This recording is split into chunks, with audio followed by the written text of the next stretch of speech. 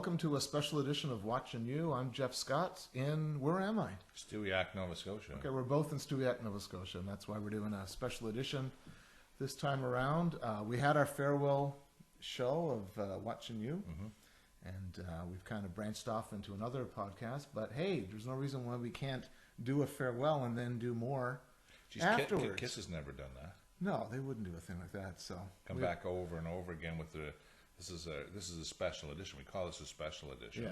Yeah. Right? And our title is what? Playing acoustic guitar is a nightmare. You can guess where that's from.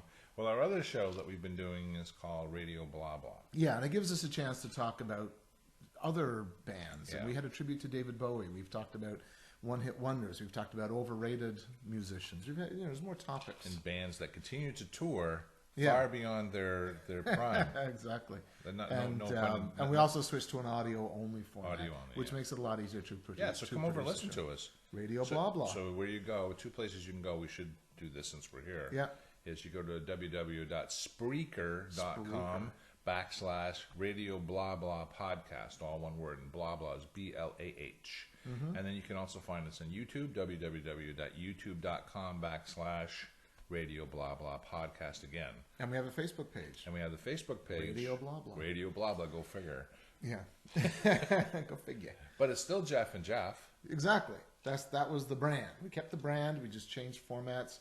We changed the discussion a little bit. Yeah. But hey, we can come back to Watchin You anytime we want. And Kiss comes into it every once in a while. Especially you tend to bring them in every once in a while. You can't. I do. Yourself. Everything's got to do with Kiss somehow. Yeah. I like your shades. You like it's bright here today. Holy that's moly. what it is. I'm not trying to. It's reflecting off your barbecue. I'm not trying to be cool, Uncle Jeff. It's just. No. It's just a natural I thing. should have had mine. It is bright. So anyway. Well, that's what I'm saying. Yeah. So acoustic guitars. They are a nightmare. So we. So it's been a very important part of history. Yeah. Well, you got me to say that. I don't usually say history. It exists. It's there.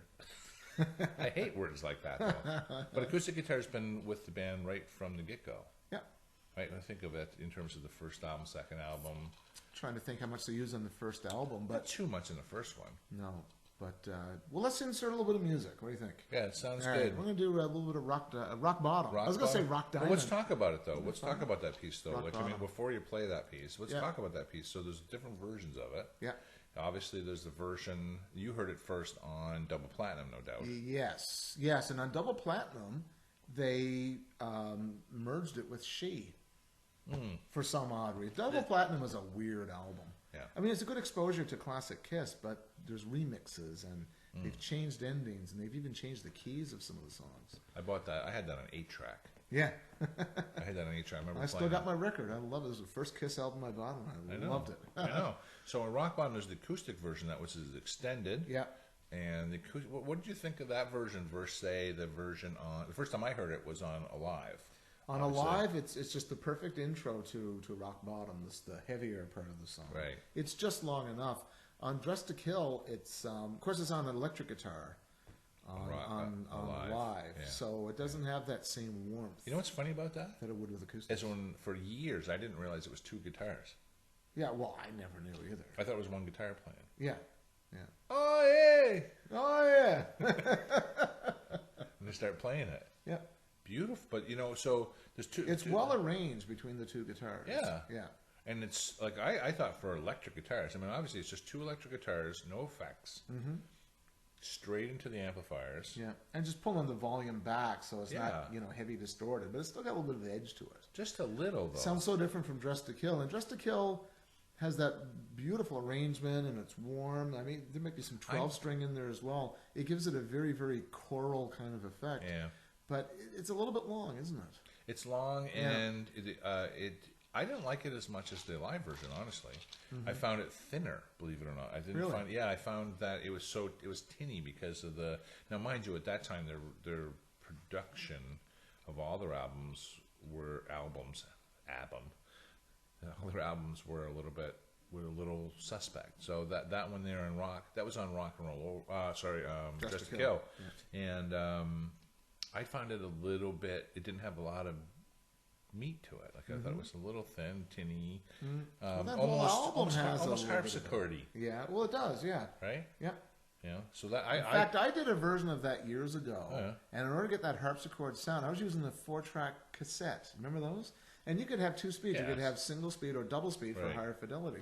So I remember, I think if I was recording in high speed, I put it in slower speed, played the exact same thing, only twice as slow. When I played it back, I got that harpsichord sound. Really? Yeah, that's the trick I got. And of course, digitally you can't get that, but with that cassette 4-track, it worked perfectly because of the 2 speeds. Well, one of the reasons, and we'll talk about this in a second, one of the reasons we're talking about this is the anniversary MTV Unplugged.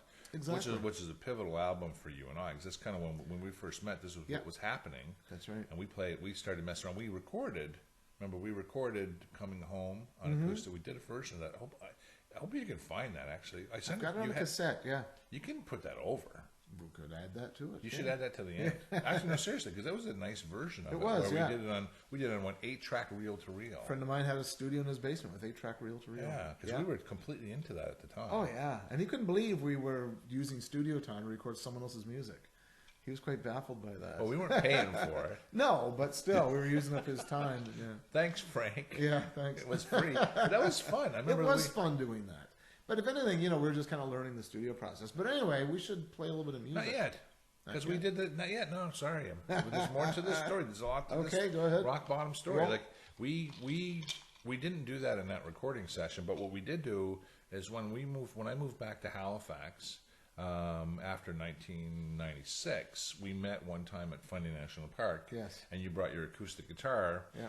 And I remember we were at one of the chalets at Fundy Highlands chalets, and we were actually in the chalet, and we'd never done it before, and we sat down, we played rock bottom. We did the 2 pieces that you're going to hear now. Yeah.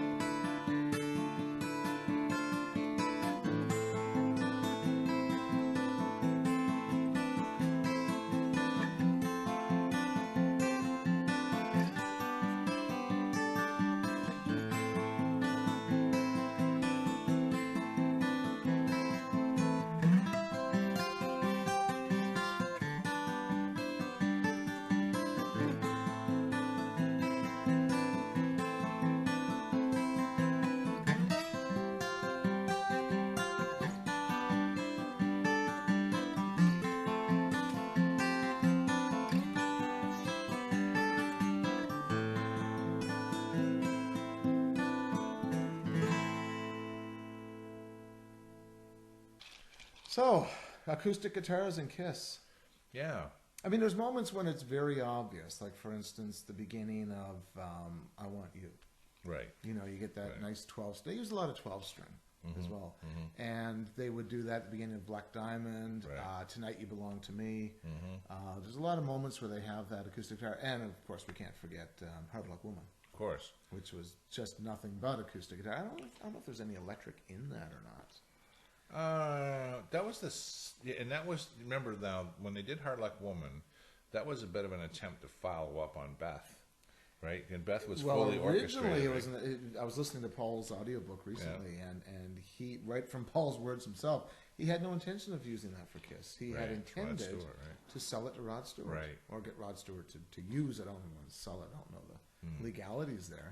But Eddie Kramer liked it. And he said, "Well, let's use this, and we'll get Peter to sing it." So, and I think there's a bit of a fight there with Paul as well. But getting back to the guitar, first time I heard "Hard Luck Woman" was on the Double Platinum album. Right. It's very similar to the Rock and Roll Over version, except the drums come in a little bit later. Yeah. They edited the drums. But which version do you prefer? I think I kind of prefer the Double Platinum. See, I don't. version. See, we always opposite. disagree. We're always. I asked that question because I knew you were going to say Double Platinum, and I was going to say Rock and Roll Over. I just find it gives it a little more time to let those guitars kind of melt into your ears before it comes in with the beat. Yeah, I knew you'd have. And I'm sure if you played the 2 of them back to back, you would hear differences in the EQ or the compression or the doubly or something. I should record that in doubly. In Dublin, record it in Dublin. Yeah, and and I've heard that the version that appears on Alive 2 is not a live version. Right. That they took pieces from the studio version and added some things and added the audience noise and just pretty much made something that was never there. Well, it wasn't part of the set list, I guess. Exactly, right? representative as part of a show, whichever it was. But I think in the reunion tour they did that, didn't they? Or did they? I don't think. No. Actually, I don't think they did. Was it on Unplugged? Nope. No, it wasn't. No, it was not. No, it was not. It was like. Which seems like an obvious choice because it's one of the few songs that uses acoustic through the whole song. Well, that's kind of what our weekend has been about. Is like we've spent the whole weekend, yesterday and today playing acoustic songs that. And it was a nightmare. It was it was a nightmare, but it was also trying to find songs that translated well. Yeah, and that was one of the fun things about this MTV Unplugged. Was some of the songs that they chose to translate into acoustic songs and how well they worked. Yeah. And that's what we tried to do this weekend, was to take another step. Yeah. Was to take some that are naturally acoustic. Acoustic. There's a word. Yes. You just invented a new word. I like that. It's the tequila. It's this tequila. it's this. Yeah. It's the tequila I'm drinking. Acoustic. Yeah. I didn't even know where I was going with that. No. Anyway.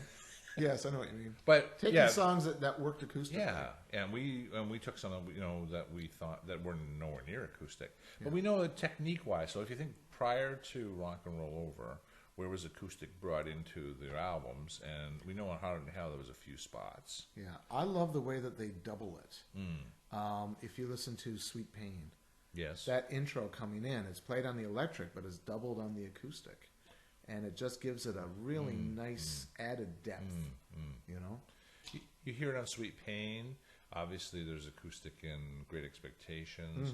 I don't know exactly where it is all the time. I know Ace talks a lot about doubling his lead guitar parts with acoustic to give it depth. Yeah.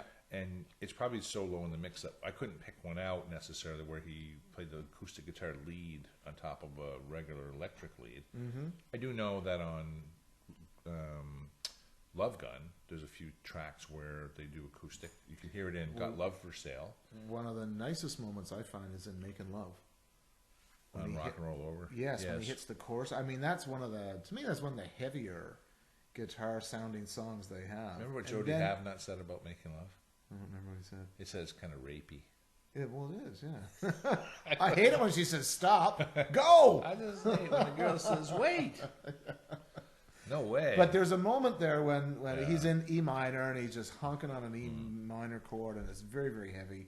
A very, very good hard rock song. But then when he falls into that C minor chord, C sharp minor, and you can just hear the 12 string just kind of pling, it just kind of adds this really nice little extra dimension to it. It softens it, which is nice, which is dynamics. It softens that moment, which makes it just sound so much heavier on the chorus. Interestingly enough, on Alive 2, when they play that, of course, they play it with the electric guitar. Yeah. And it doesn't. It loses something. It does. Right at that moment. Yeah. I mean, he does it, but it does lose something at that point. And Did we do a show on Alive too? No. No. We should have. We did a show on Alive though, didn't we? Yeah, we did. Remember, Why we did Alive? so many shows. We said Why Alive? Why Alive? Yeah. Yeah. But it always comes down to I preferred Alive over Alive 2 just because of the sound. Well, we prefer Alive over everything in this world. Yeah. There's a moment on Ace Frehley's solo album, and God, I can't even think of the title. Well, lots of them. It's acoustic through the whole thing. I mean, the electric is there. Mirror and that, but there's one, oh gosh, it'll come to me later. But What's on Your Mind? What's on Your Mind? The whole thing is doubled on acoustic. There's acoustic all through, but you can definitely tell What's on Your Mind is acoustic throughout that. Yeah, right. Very well done. And I love Gene's album. I love the acoustic on use of acoustic. Mr. Make Believe. See You Tonight. See You Tonight. Yeah, there's just so many moments. Very nice acoustic moments. Well, MTV Unplugged, and we talked a little bit about it, but I mean, the reality was the beauty of MTV Unplugged really added credibility to the band. Yeah. Because well, it served two purposes. Go ahead. Well, let's see what your two purposes are. See if my two are. Well, Paul said that if a song can't be played acoustically, it's not a good song. And I agree with that completely. I agree. If you're depending totally on the sound of an electric guitar or the heaviness, then you didn't write a song.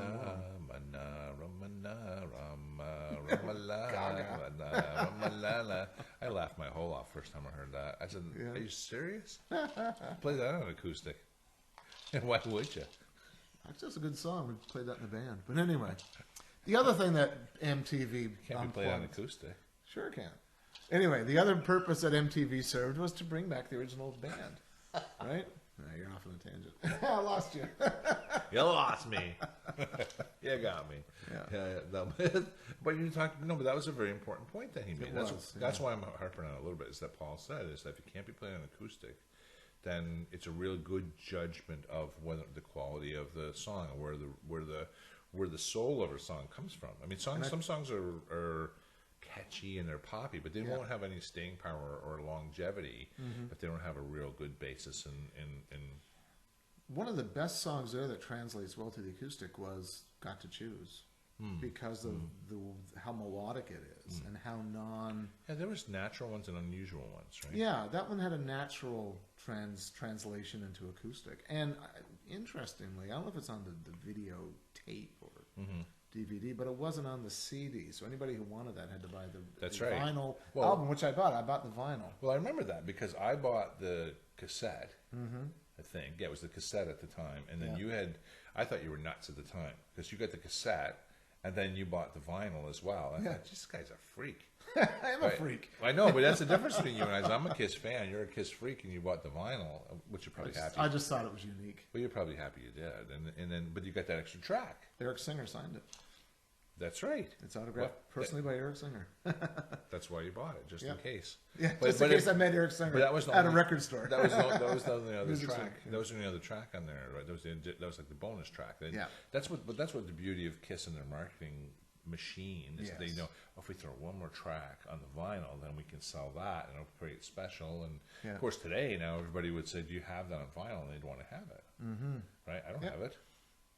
I don't play it. I don't have the cassette either. I have the CD now somewhere. Yeah. Well, as I remember, they put out the CD first, and then they put out the video later. And again, for them, it's like, okay, the Kiss fans will probably buy both. If we gave them the video first, they won't buy the CD. So they released the CD. I think you bought the CD, or one of us bought the CD, and then about 2 months later, they released the DVD or video cassette, and we bought that. And we were watching it.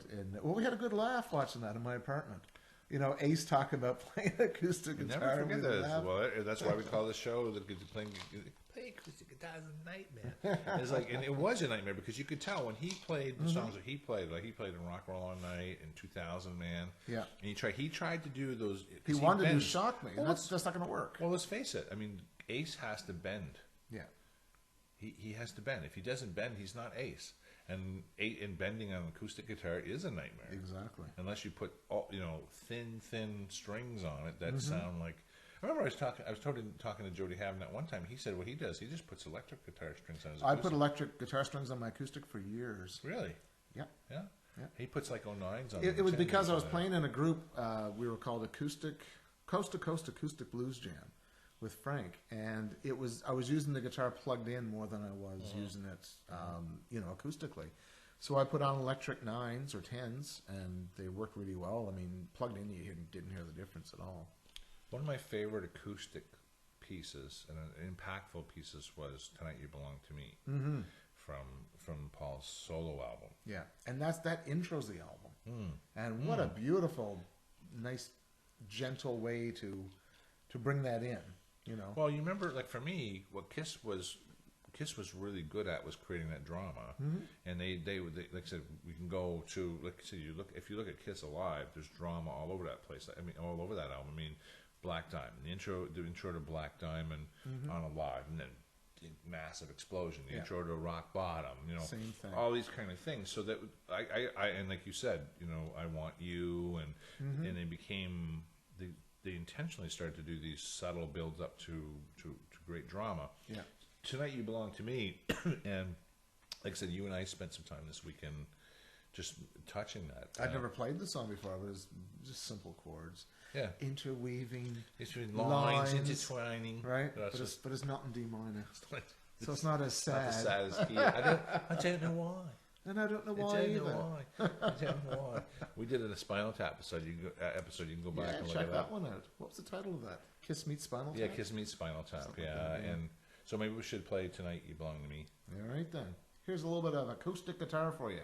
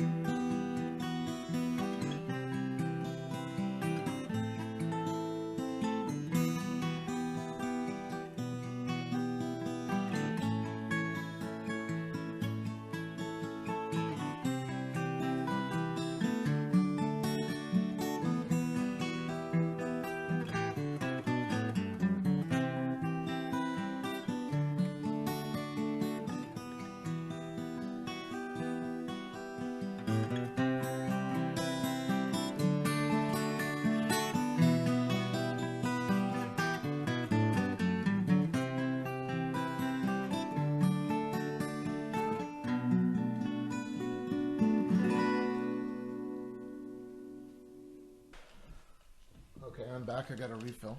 Yeah.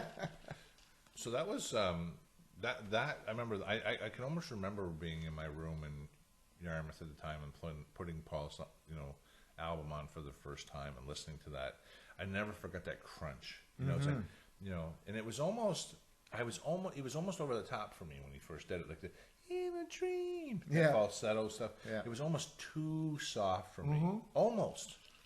And then when the first crunchy chords come in, I got say, okay, now it's okay. Kiss. I get that, yeah. But that works. But we'd had Hard Luck Woman, and we had I Want You, and we had Black Diamond with those nice gentle acoustic, and I didn't think the whole song was going to go in that direction either. I thought at any minute now this is going to explode in a big electric guitar explosion, fire, or whatever. Yeah. Because I mean, you think about it. If you go back to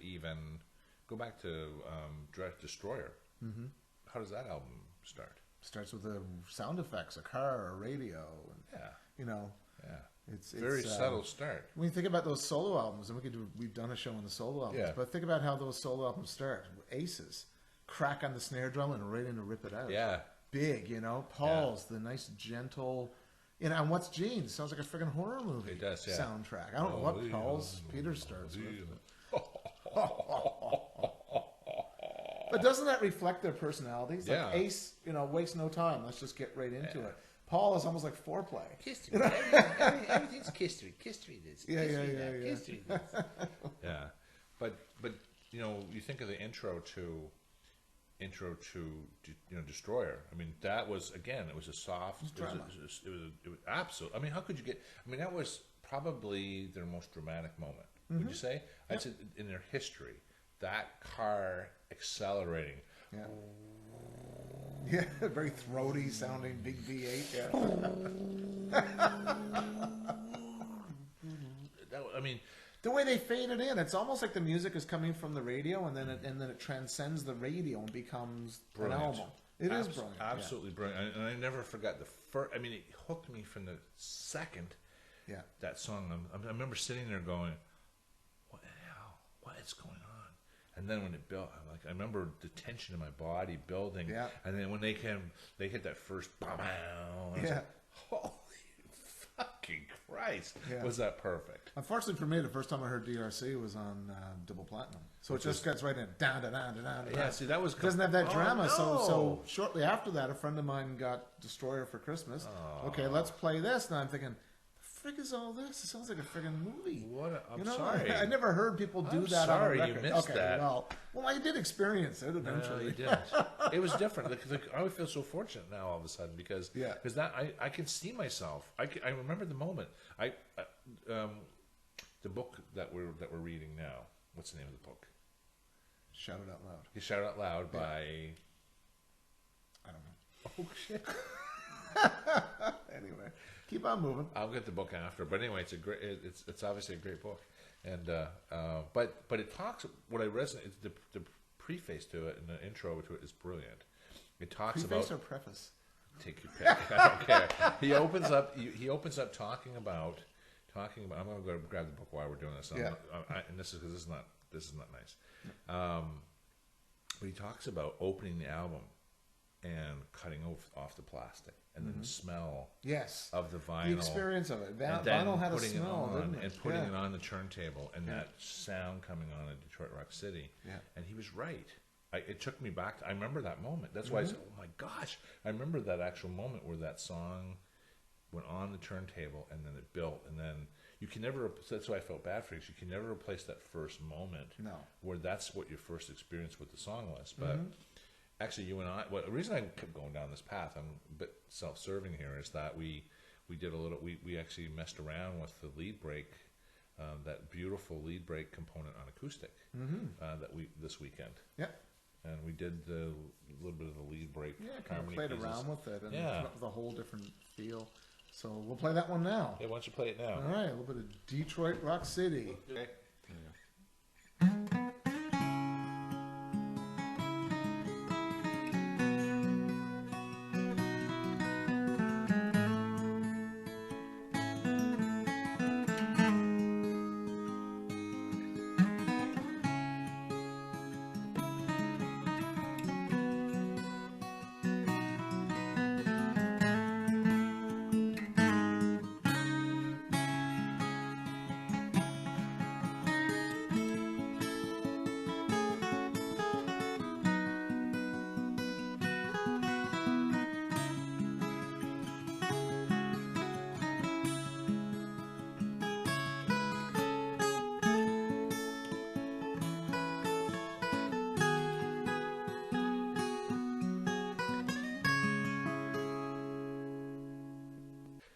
So I really had fun with that piece. Simple. Yeah. I mean, we've always that lead break has always been. I mean, we talked about it's it this very weekend. non-Kiss Exactly. And in the book, Shout It Out Loud by James Campion. Yeah.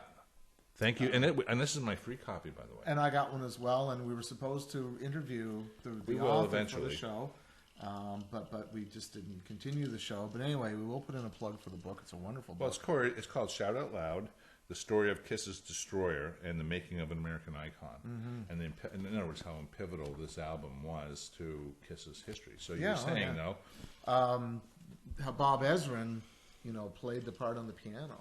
Oh yeah. And then the guitarists were able to copy that melody, add some harmony.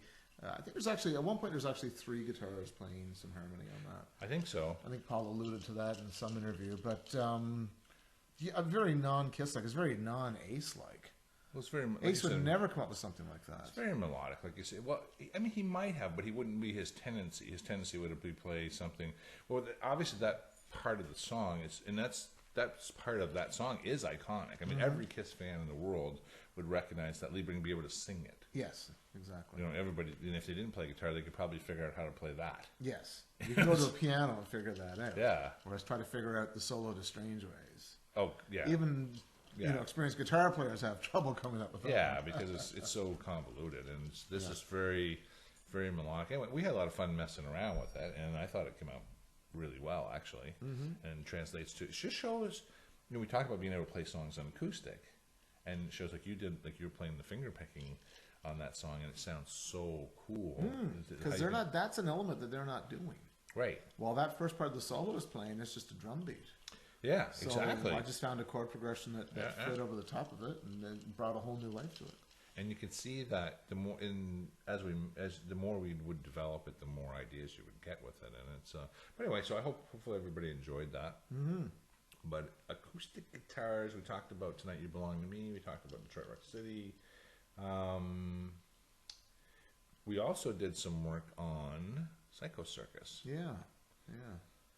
It was interesting that at one point in time when we were playing it, it kind of reminded us of something else on the album. That's right. Which is Journey of 1,000 Years. Right. And when we played that back, I mean, I knew this years ago, but how similar those motifs are. Right. Basically, the string section are playing the solo from Psycho Circus, and whoever's playing lead guitar, I don't know who it is, adds little bits on top of that, and it's very well done. Yeah. The comment I made, we were just playing that within the last hour, and the comment I made was that I think that's one of my favorite Kiss songs. And had that appeared... Psycho Circus?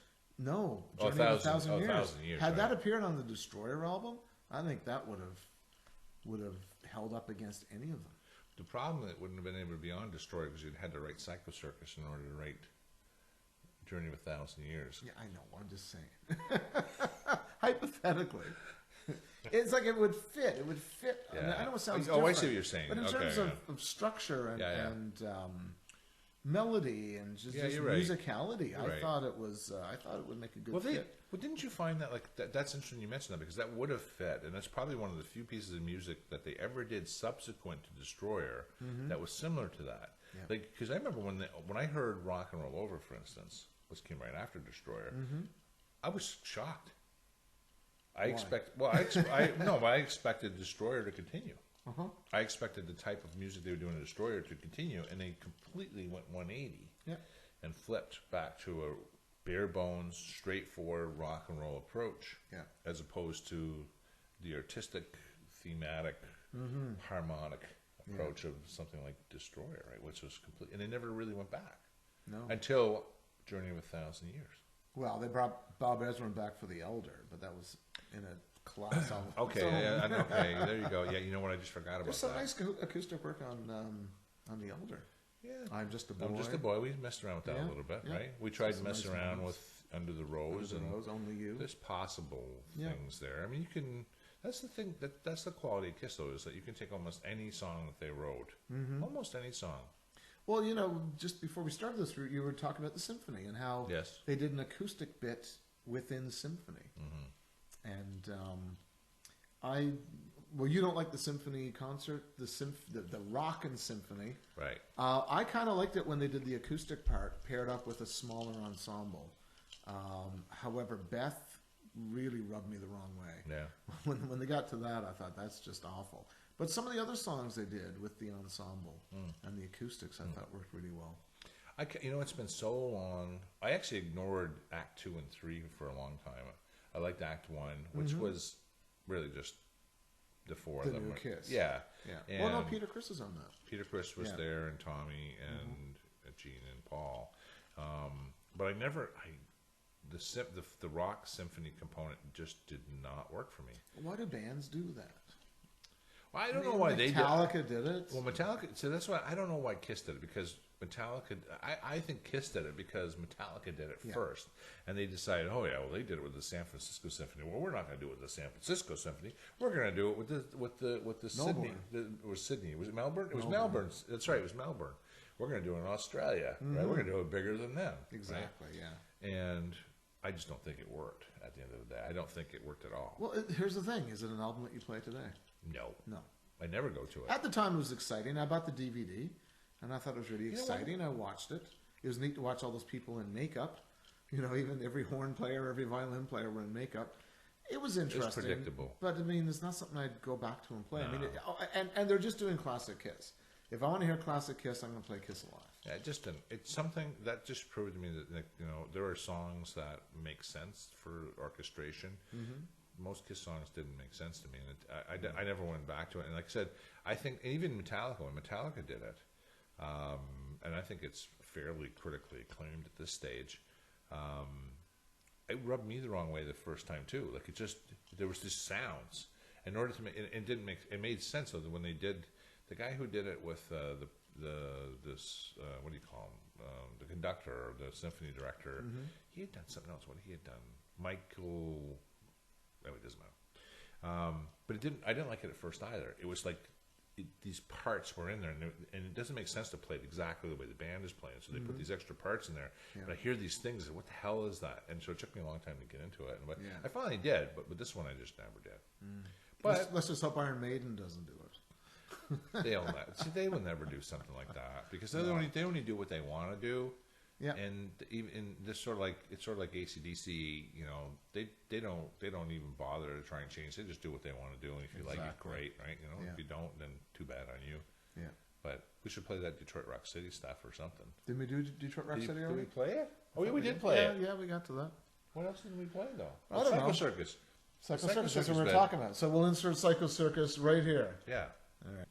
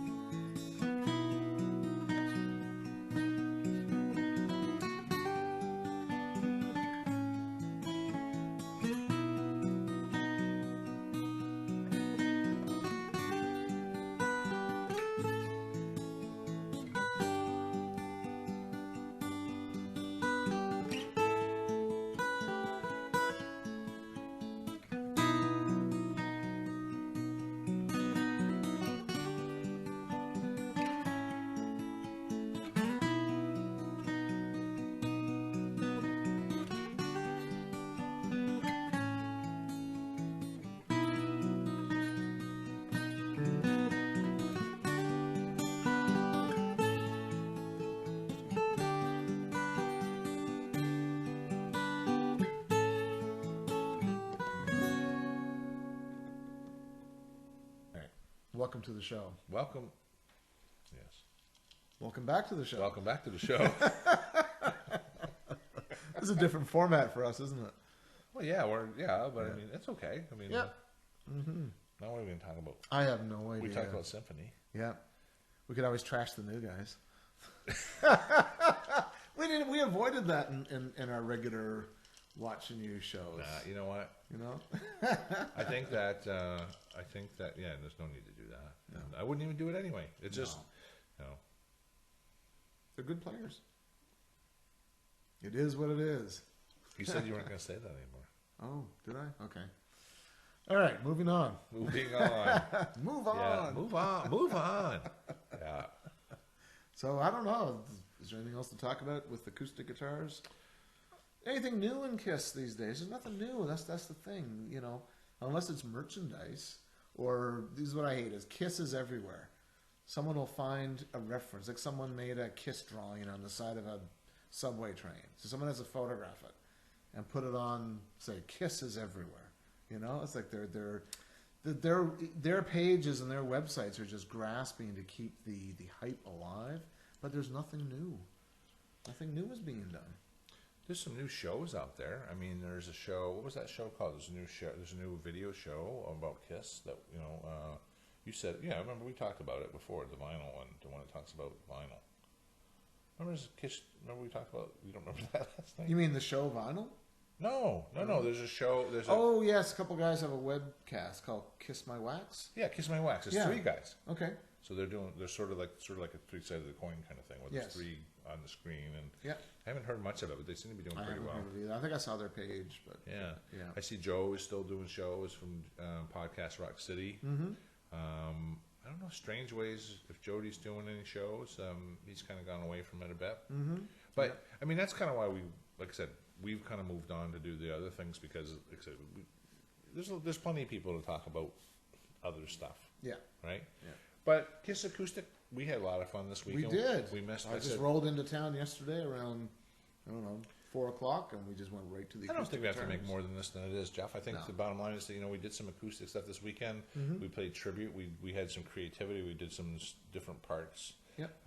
This weekend, and the last thing we did was we just had a good old fashioned got to choose jam. Yeah, got to choose. Yeah. Which what? We might have alluded to it earlier. Yeah, so but we if didn't. I inserted it earlier. No, you didn't. We didn't. No, we said we were going to end with it. Oh, we're going to end with that. We're going to end with it. All right then. So here's Got to Choose. Yeah. With Jeff Scott on lead guitar, and I'm playing rhythm guitar, and that's just showing, a little bit of our chops and having some fun. And cool.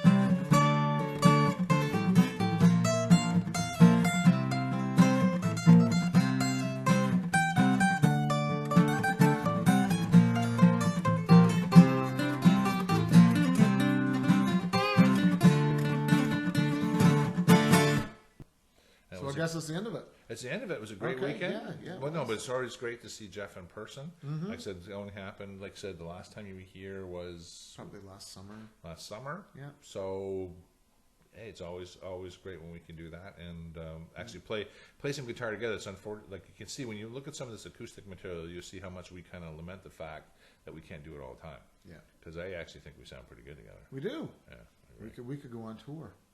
Yes, we could do. I don't know what we'd call it, but we I don't know either.